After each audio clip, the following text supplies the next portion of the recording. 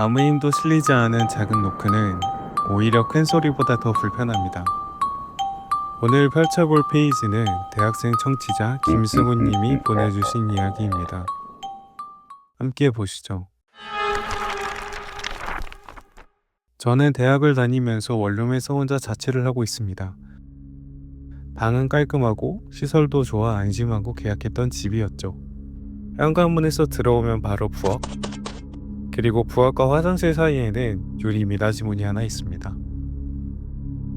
미닫이 문을 열면 제 방이 있죠.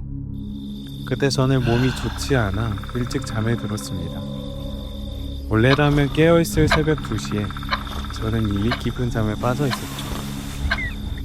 그러던 중 갑자기 이상한 느낌에 눈을 떴는데 희미하게 똑똑똑 소리가 들렸습니다. 매일 같은 박자로 반복되는 노크 소리. 잠에서 돌게 몽롱한 상태로 술 취한 사람인가? 도둑이 수작을 부리는 걸까? 싶은 생각이 들어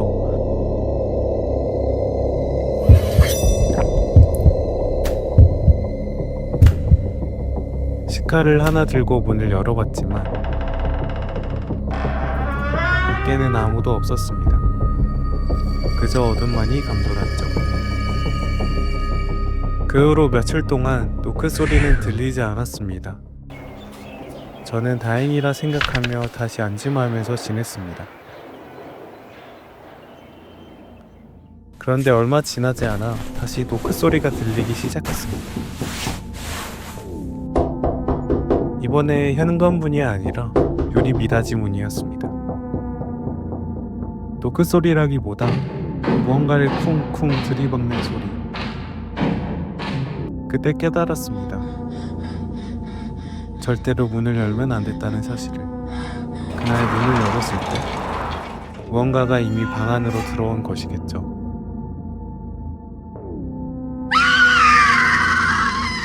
며칠 전 부모님이 오셔서 하룻밤을 묵으셨습니다.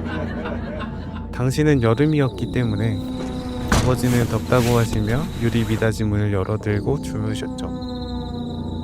그날 밤 아버지는 가위에 눌리셨습니다. 부엌에서 어떤 여자가 스르륵 다가와 아버지 귀에 무언가를 속삭였다고 하더군요. 현관문을 조다리던 그 주제는 정말 무엇일까요?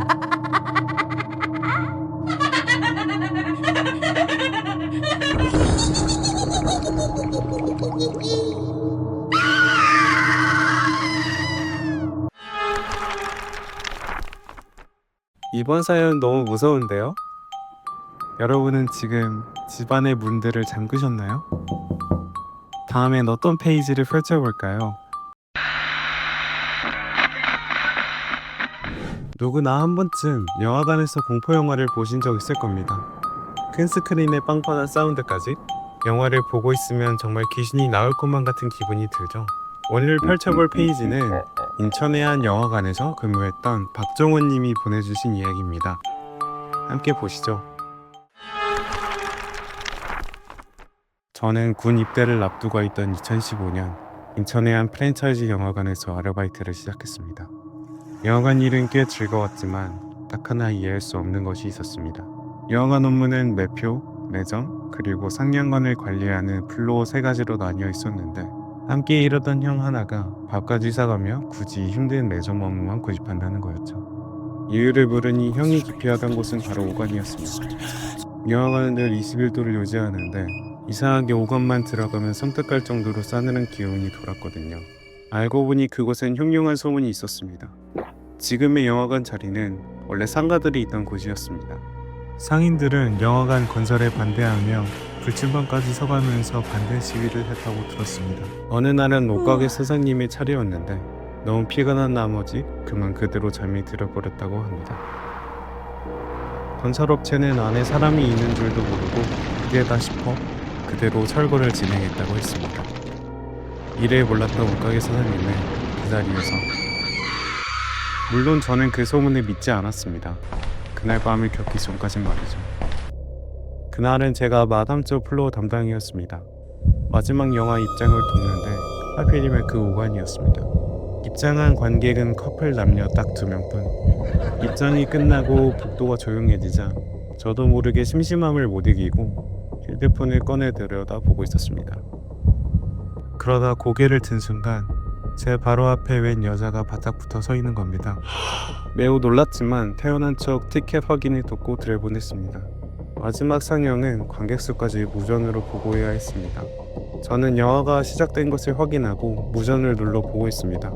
마감 영화 시작했습니다. 화면, 소리 이상 후. 현재 관객은 총 3명입니다. 그러자 무전기 너머로 여자의 목소리가 들렸습니다. 네. 시간이 흘러 영화가 끝나기 10분 전이 되었습니다. 규정대로 저는 오간으로 들어가 출구 옆에서 상영이 끝나기를 기다리고 있었죠. 무심코 객석을 훑어보는 순간 좀 전 뒤늦게 들어온 여자가 제 눈에 띄었습니다. 온몸이 물에 젖은 것처럼 축축하게 젖은 채로 객석 구석에 찰싹 달라붙어 있었거든요. 이상하다 싶어 스크린에 눈을 돌린 순간 저는 숨이 턱 막혔습니다. 방금 객석에서 봤던 그 여자의 얼굴이 스크린 중앙에 크게 떠 있었던 겁니다. 다시 객석을 보니 여자는 사라지고 여자의 얼굴은 여전히 화면을 가득 채운 채 그 자리에서 저를 내려다보고 있었습니다. 커플은 아무렇지 않게 영화를 보고 있었고 저는 처음엔 이것도 영화의 한 장면인가 싶었습니다. 그러다 여자의 시선이 천천히 움직이기 시작했습니다. 정면 어딘가를 바라보던 눈동자가 방향을 틀어 제 쪽을 똑바로 바라봤습니다. 그때 여자가 피를 주르르 흘리더니 화면이 바뀌며 웬 남자의 뒷모습이 나왔습니다. 그건 바로 저였습니다. 화면 속의 여자가 제 뒷모습을 향해 천천히 다가오고 있었죠. 저는 반사적으로 뒤를 돌아보려 했습니다. 그 순간 뒤에서 갑자기 얼음덩이 같은 손이 제 얼굴을 꽉 움켜쥐었습니다. 고개가 돌아가지 않도록 정면만 보게 하는 힘이었습니다. 야, 뭐 하는 거야? 정신을 차려보니 사연관 안은 이미 불이 환히 꺼져 있었습니다.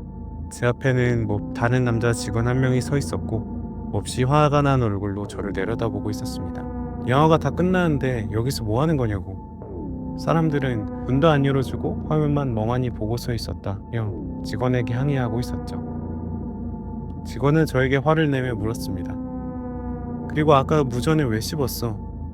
티켓은 2장 팔렸는데 왜 관객이 3명이라고 보고해? 그제야 저는 조금 전 상황을 하나씩 떠올리기 시작했습니다. 분명 저는 3명이라고 보고했고 네 라는 대답도 들었으니까요. 저는 겨우 죄송합니다 라는 말만 남기고 복도 밖으로 뛰쳐나왔습니다. 그 순간 소름 끼치는 사실이 떠올랐습니다. 오늘 마감조 사무실 근무자 중엔 여자 직원이 단 한 명도 없다는 사실을요. 힘이 풀려 복도 바닥에 털썩 주저앉아 있는데 매점에서 일하던 그 형이 제가 있는 곳으로 천천히 걸어왔습니다. 형은 제 얼굴을 한참 바라보더니 낮은 목소리로 이렇게 말했습니다. 너 봤구나, 그 여자. 정훈 씨가 본 것은 억울하게 죽은 옷가게 사장님이었을까요?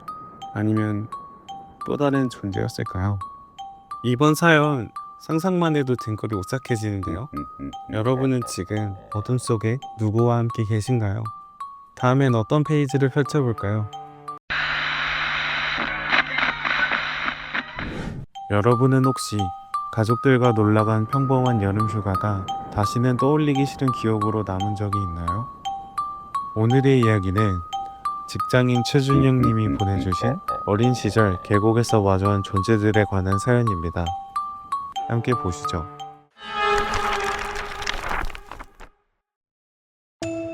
어렸을 때 가족들과 친척 집에 놀러간 적이 있습니다. 그곳에는 강이라고 하기엔 작고 계곡이라고 하기엔 넓은 그런 곳이 있었어요. 그곳에서 다 같이 고기도 구워 먹고 재밌게 놀았답니다. 저는 친척 형, 누나들과 물가에서 물놀이를 하고 있었습니다.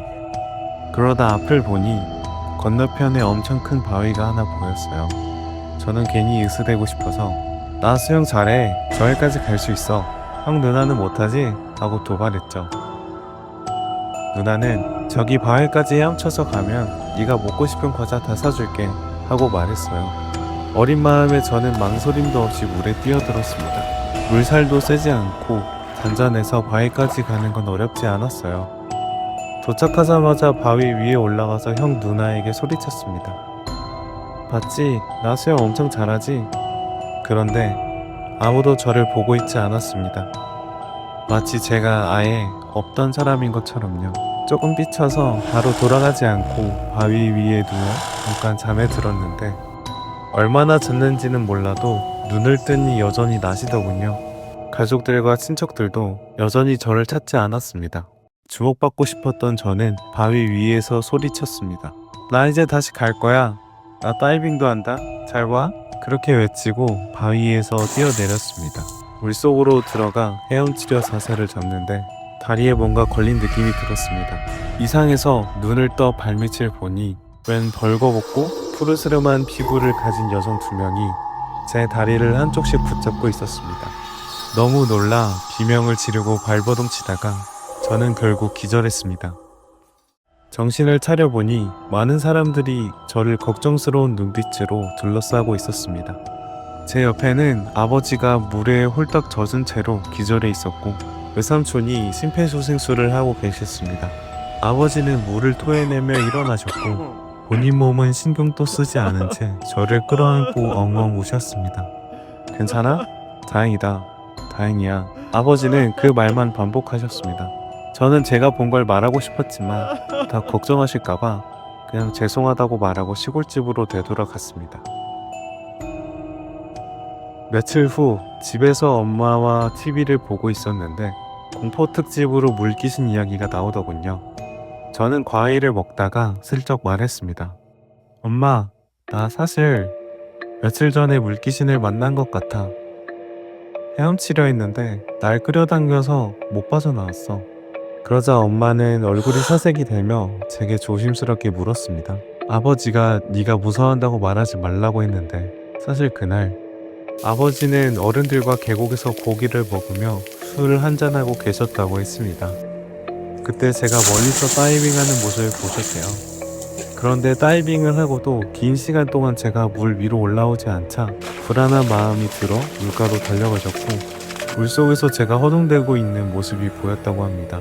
아버지는 지체할 수 없어 물로 뛰어드셨습니다. 저에게 가까워질 무렵 아버지는 보셨다고 합니다. 물속에서 2명의 여자가 저를 잡고 끌고 가려 하는 모습을 아버지는 물속에서 그들에게 저리 가라고 호통을 치셨습니다. 그러자 무언가가 아버지 귓가에 대고 속삭였다고 합니다. 발버둥 치지 마. 어차피 다음은 너야. 준혁 씨와 아버지가 본 건 정말 물귀신이었을까요? 준혁 씨는 이날 이후로 물을 무서워하게 되었다고 합니다. 여러분도 평범했던 휴가날이 공포 영화로 변한 적이 있나요? 다음엔 어떤 페이지를 펼쳐볼까요?